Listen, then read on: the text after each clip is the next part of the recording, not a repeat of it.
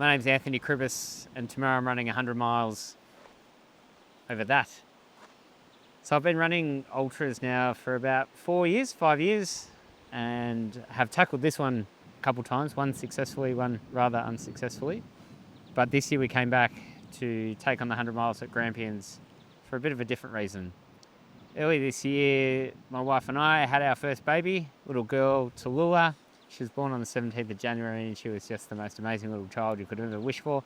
Real perfect little baby who was just magic. And for 2 weeks, we just couldn't believe the dream run we were having. But at 2 weeks of age, life sort of turned on its head for us pretty rapidly. We didn't know that our little girl had a heart condition. No one knew she had a heart condition. Her heart condition is called SVT, and it's just a condition that means that her heart can get out of rhythm with an irregular beat thanks to an extra electrical circuit in her heart that shouldn't be there. And when she was 2 weeks old, this kicked in and very nearly took her life. So the morning of Friday the 31st of January, Tallulah had been a little bit unsettled overnight, and we just figured our dream run of this beautiful little peaceful baby was starting to transition into what everyone calls their newborn trenches when you have a baby. So that's just what we thought was happening with her. She was a bit upset, but nothing sort of too out of the ordinary. And we're just so very lucky that we happened to have a nurse come visit us that Friday morning, because it was when that nurse visited, she picked up on a little breathing sound, which to us we thought was a normal baby breathing sound, but it was actually a sign of respiratory failure thanks to her heart sort of starting to shut down. When we took her to emergency, we didn't think there was too much wrong with her. We thought maybe she had a little chest infection that was starting to take hold and was, causing her grief. By the time we'd driven her from home to the hospital, though, in that 15 minutes, she'd really gone downhill. We got her to the hospital. She was triaged. And at this point, still no one was panicking. Everyone just thought we had this beautiful, quiet little baby. But pretty quickly, the emergency staff of the hospital realised that something pretty major was going wrong with little Tallulah. Within minutes, she was taken from our arms, put onto a cot, a resuscitation cot they're called, and she was taken out the back, and very quickly had a team of about 20 doctors and nurses working feverishly to save her life. It's a hard memory to think about. I just remember her being taken out the back, thinking maybe this was a bit more major than we'd thought. And then pretty quickly, when you start to see all the equipment that they bring out, I turned to my wife and I think I said, have we held our baby for the last time? Is she dying? And in that moment, my world just changed. My world was shattered. I thought it was going to stop. It didn't. Luckily, the medical team at the base hospital was so fast acting. They worked out what was happening with her, and pretty soon they were able to take action. By the time they got a heart rate monitor on her to see what was happening, her heartbeat was at 270 beats per minute, and we'll never know how long it was at that rate. But that's pretty high. But she's a fighter, because despite how long she was probably dealing with that issue, she never once waned. She dug in, and she's just incredibly strong, and she's continued to show that strength and resilience ever since. She was stabilised. The medicine worked. Took them 3 goes to get her heart to settle down, but it did. It went back to a normal rhythm. She was transferred to the base hospital, where Matilda, who's my wife, travelled with her in an ambulance. And we spent 24 hours in the ICU with our little girl. For the first 12 hours, we weren't able to hold her. Matilda wasn't able to feed her. We just had to watch her from a distance while she was on sedation and breathing tubes. But she just bounced back so quickly. So she went downhill that day, but she came back so strong. And she was only in ICU for those 24 hours before she was transferred to the cardiology ward, where she made a miraculous recovery, and she was out 4 days later. And so earth-shattering day, but you are so inspired by the strength of your little girl, the strength and the resolve of my wife, the amazing hospital staff and medical system that we have here in Australia. Really was inspirational for me, and then the catalyst for why we're here. So I did the GPT in 2024, where I was withdrawn for heat stress. It was a very, very hot year. The race was actually cancelled, but I didn't manage the heat well at all, and spent 12 hours not able to sort of take in any liquid or food. And so by the time I hit the 85k aid station, the medical team were very quick to inform me that my race was done, and I was very thankful that they were. So I always had ambitions to get back here to get the race done. And before Tallulah was born, I'd actually signed up with the intent of just putting my name down and maybe rolling on my entry for the next year if training and preparation didn't go as planned when you have a newborn. But after Tallulah's heart condition and our exposure to the organisation Heart Kids and the support they provide, families like ourselves who went through what we went through, but families that are going through much more challenging situations, we were very blessed. We got the news within 4 days our little girl was getting to go home, and there are some families that have been waiting a lot longer for that news and potentially may never hear it. So when you're in those situations and you see an organisation like Heart Kids and you can see what they can do for people and the way they change people's lives, and having experienced that yourself, it makes you want to help out in some way. So I decided that my 2025 attempt at GPT would be done not in the name of running for myself. Rather, I wanted to take on the challenge with the goal of raising $10,000 for Heart Kids. It's been a challenge when you have a newborn. Life definitely changes and your life revolves around your child, and you want your life to revolve around your child. I also work full time. My wife and I run a small hobby farm. My wife also has her full-time work, and we run a small business that we're involved with in the wedding industry. So life's pretty hectic. Hiking's pretty good training for this race, because you're going to do a lot, or I'm going to do a lot of it. I know for sure. As good as the legs might feel on the day, the course just going to make you hike for long periods of time. So I like to come out here on this hill just to practice my hiking. I mean, I've got to be really careful that I don't get caught up in the adrenaline of the day, because that often happens with me, and then I get a bit caught up and I go off a bit quick. So I definitely need to not do that, because I know I haven't done the training that I normally would. So that's a recipe for disaster. So just try and keep calm, go slow, just enjoy the day, and know I'm out there to get it done. And obviously the first 2 years we've done this race, the weather's been had an impact. So I guess you never know what kind of weather you're going to get when you go to the Grampians. It's kind of like 4 seasons in an hour, really. So who knows, this year they say it's going to be good weather, but that can change really quickly, especially when you're getting up into those higher parts of the range, when you're quite high above sea level. The weather can sort of roll in pretty quickly and catch you out. So I guess we'll see what the weather gods do for us this year, but there's a chance they'll play nice, but most likely I don't think they will. So training's not always been a priority.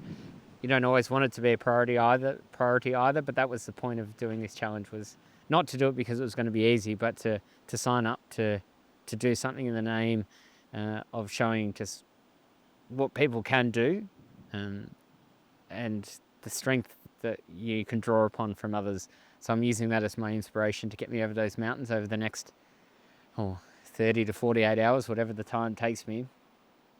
But that's what's driving me, and that's what we're here. So, typically when you're training for these events, you might like to get between 12 to 15 hours of training in, around about that 100 kilometres a week. I'm definitely nowhere near that. So I have no idea what's in store for me when I go out there tomorrow, but all I do know is that I've got plenty of motivation and plenty of inspiration to draw upon to get me up those hills and get me to that finish line in Dunkeld so I can see everybody and hopefully use that to inspire people to give to Heart Kids. All the training that we've got time for before the race, so I'm hoping it's enough. I'm hoping I've done enough condition in the legs that'll get me to the end there. Like 30 plus hours is a long time to be out there, so you never know, but yeah, who knows, something else might carry me through than just fitness, but excited but nervous for sure. Through the Grampians, it's the largest Indigenous site of rock art and cave paintings and things like that throughout Victoria. Now, because it's rock, you guys are running over this terrain. And yesterday, I was just reminded by Jared from EMS, we had about 15 people that had, let's just say, severe or could have been potentially severe ankle injuries yesterday. So just be very mindful of that. Yeah, lock in and get going. G'day, Michael Porter here supporting Anthony on his 160k run. Known Anthony and Tilly for a number of years now and really good friends and good people. Travelled together and, you know, we were in Paris for the Olympics when Tilly let us know about the pregnancy and how excited they were and how excited we all were that they're going to have a little baby. And so we're as happy as anyone when Tallulah arrived. And I guess, you know, she's only been around a couple of weeks and Anthony gave me a call and sounded really upset and said, hey, can you get to the hospital, that she's not well. And so went to Ballarat base and waited outside there for a few hours, waiting for an update and crossing my fingers. And, you know, we're really lucky here in Australia to have some just amazing health care and the wonderful people from the Royal Children's in Melbourne came up in a fully equipped ICU in the back of an ambulance and picked up Tallulah and Tilly and left me and Anthony sitting behind. And I said, well, we best get you to the hospital. So we followed the ambulance down to Melbourne. Bit of a tough drive, especially for Anthony. Thinking about his little daughter in the front of us and sort of praying that the sirens didn't get turned on at any second. Fortunately, you know, got to the hospital and she received some wonderful care there. Worked out that it was SVT and since then Tallulah's just got stronger despite a couple of events. And we've all learnt more about the particular problems and also seeing some kids that are in a lot worse position than she is. So we're really fortunate with her future and really upbeat about that. So today anyway, I've come up as the crew chief for Anthony. So I'll be at every stop through the next 30 hours or hopefully 30 to 33 hours, ensuring he's got the right water and supplements and encouragement to keep going. And I'm sure during those times when it gets tough, he'll be thinking about Tallulah and I'll be reminding him about what we're doing this for and encouraging him to really push through. So exciting next day and a half for me supporting him and watching Cribbo do that run. And we'll be joined tomorrow by Tilly and Tallulah and my wonderful wife-to-be Zoe. And we'll certainly be encouraging them as we go through it. All right, that's a wrap and all the best.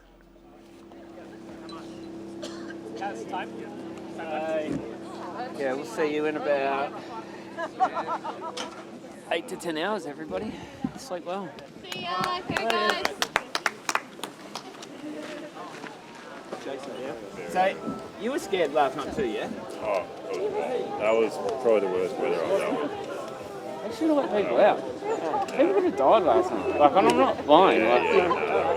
We kept getting lost, and we're like, you can't see where you're going. You get vertigo because you can't see in front of you. You can only see like a metre in front of you. Yeah, it was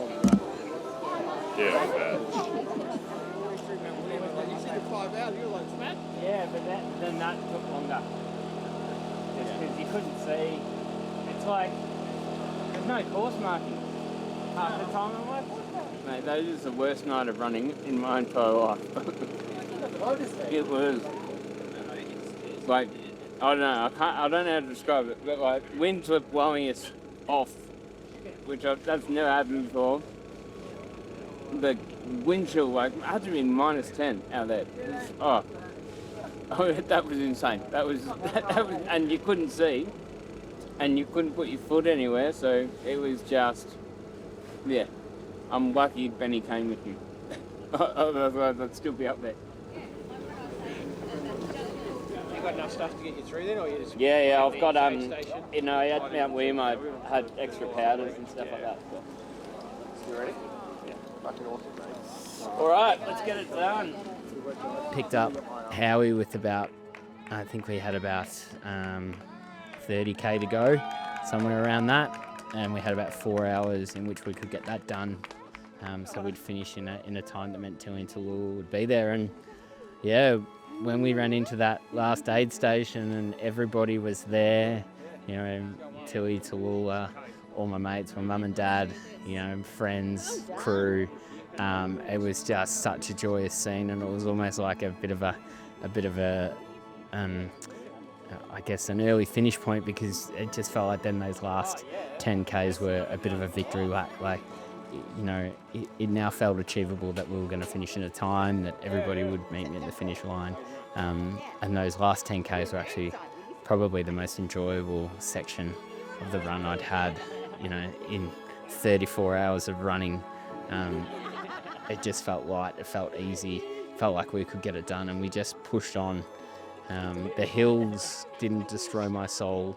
I could just get up over Mount Sturgeon, run those flats and arrive, you know, at the finish line there, to a big cuddle and, yeah, celebration and just absolute joy. PB by 2 minutes.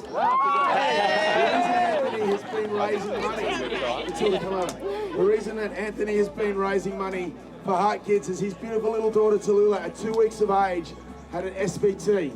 If you want to know what that is, come and speak to them afterwards, okay? But basically Tallulah was rushed off to hospital with an incredible heart condition.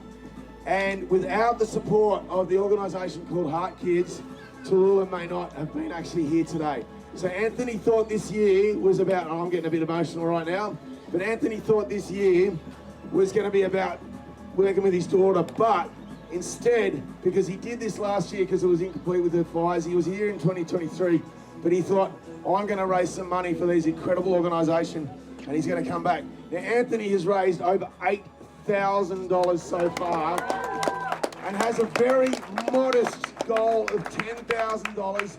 Folks, I want you to dig deep into your pockets tonight. Go and listen to the podcast. It's called The Cowbell. It's on all your blah, blah, blah, blah, blah. Anyway, you'll get on there. But get behind Heart Kids, get behind this young man, and get behind this beautiful little girl, Tallulah. Congratulations, mate.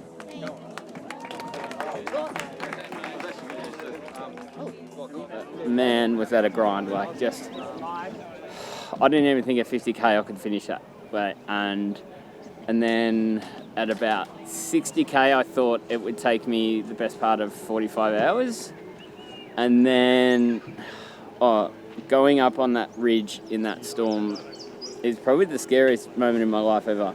I'm not gonna lie, like, yeah, I've never actually been scared of my life before, but I don't know, there was something just felt strange, and then just a total roller coaster, and then 30k to go, I was just grumpy and not in a good mood, and then I don't know, just turned around and yeah, I'm just pumped.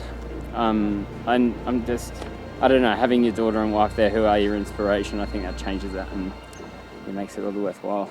So thanks for watching.